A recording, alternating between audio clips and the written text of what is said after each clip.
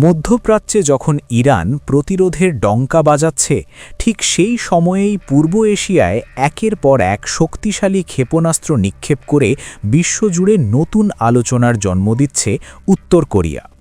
সামরিক বিশ্লেষকদের মতে ইরান ও উত্তর কোরিয়ার অভিন্ন শত্রুর মনে ভয় ধরাতেই কিম জং উনের এই আস্ফালন।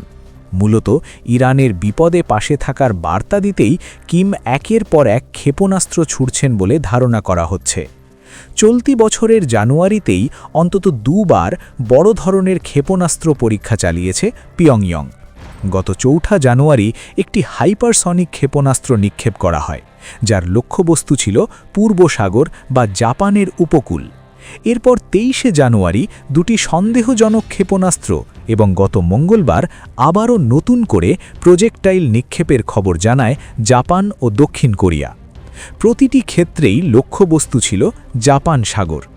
কিম জং উনের এমন খ্যাপাটে কর্মকাণ্ডে চরম নিরাপত্তাহীনতায় ভুগছে প্রতিবেশী দেশ জাপান এবং দক্ষিণ কোরিয়া। দেশ দুটির দাবি, উত্তর কোরিয়ার এই পদক্ষেপ আঞ্চলিক শান্তি ও স্থিতিশীলতার প্রতি সরাসরি হুমকি। জাপানি কোস্টগার্ডের মতে ক্ষেপণাস্ত্রগুলো শনাক্ত করা হয়েছে এবং সেগুলো সমুদ্রে পতিত হয়েছে। দক্ষিণ কোরিয়ার দাবি, উত্তর কোরিয়ার আসন্ন পার্টি কংগ্রেসের আগে এমন সামরিক তৎপরতা মূলত সিওলের ওপর মনস্তাত্ত্বিক চাপ সৃষ্টির একটি কৌশল। উত্তর কোরিয়ার ক্ষেপণাস্ত্র পরীক্ষার ইতিহাস বেশ পুরনো। ১৯৯৮ সালে তৎকালীন প্রেসিডেন্ট কিম জং ইলের শাসনামলে প্রথম ব্যালিস্টিক ক্ষেপণাস্ত্র পরীক্ষা চালায় দেশটি। তবে ২০১০ সাল থেকে বর্তমান প্রেসিডেন্ট কিম জং উনের নেতৃত্বে মাঝারি পাল্লার ক্ষেপণাস্ত্র পরীক্ষায় গতি আসে। ২০১৭ সাল থেকে এই সক্ষমতা এক অনন্য উচ্চতায় পৌঁছায়, যেখানে হাইপারসনিক ও অত্যাধুনিক ব্যালিস্টিক ক্ষেপণাস্ত্রগুলো এখন দেশটির সামরিক শক্তির প্রধান হাতিয়ার।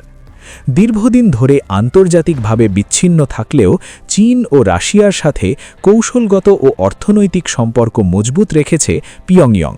কিম জং উনের নির্দেশে প্রতিনিয়ত দেশটির পারমাণবিক সক্ষমতা আধুনিকায়ন করা হচ্ছে। বিশ্লেষকরা মনে করছেন, এসব পরীক্ষার আড়ালে উত্তর কোরিয়া মূলত দুটি উদ্দেশ্য হাসিল করতে চায়।